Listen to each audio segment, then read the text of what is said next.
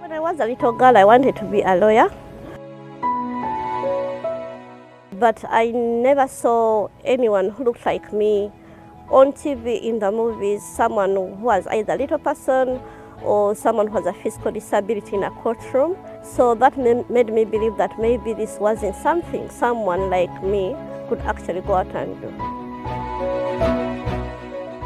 My name is Ashar Ajirush Namato. I am a certified accountant, and I work for an organization called Swift Safaris Limited as their finance director.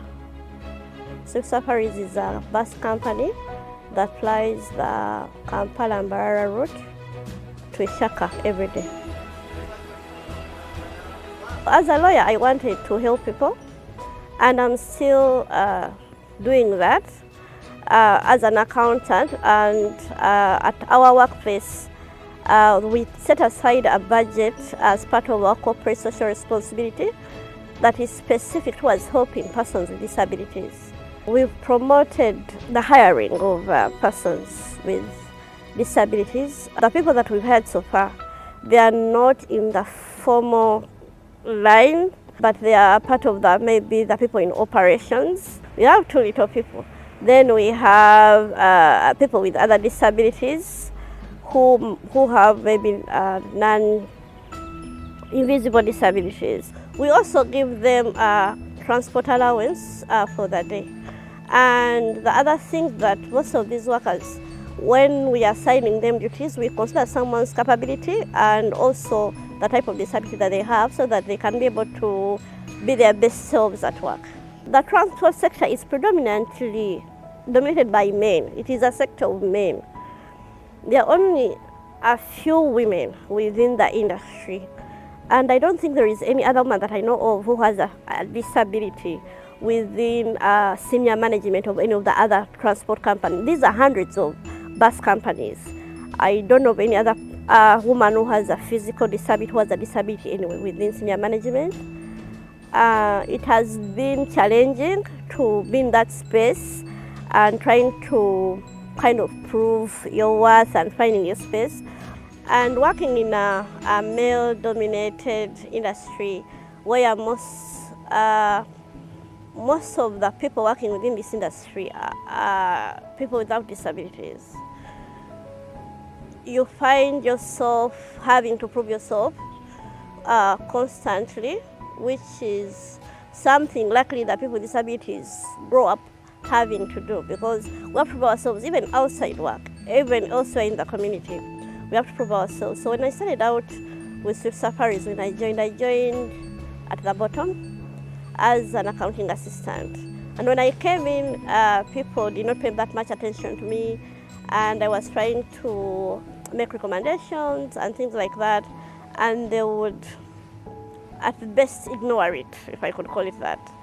But I kept on pushing, because that's who I am, and pushing and pushing.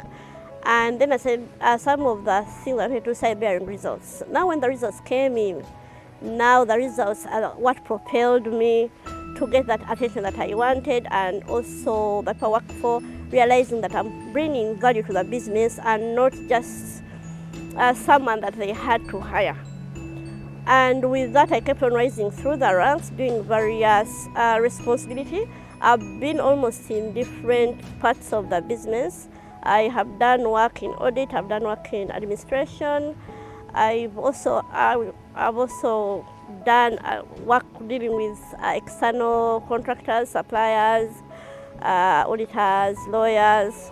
So it gave me an all-round picture, but it also gave me visibility that I needed, that here is a woman with a disability doing this job and actually also doing it very well.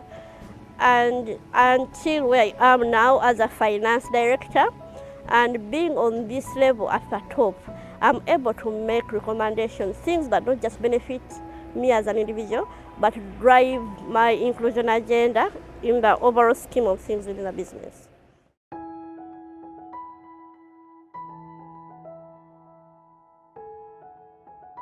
When they first had me, when they realized that I was a wheelchair user and I couldn't access the building, They were very accommodative, so they moved the interview to somewhere where I could access. Our offices are in Kisenyi Bus Terminal, and most of the buildings in downtown Kampala are inaccessible for wheelchair user. So the company had to rent for me space outside Kisenyi, but also most of the time I work from home, especially in the last year.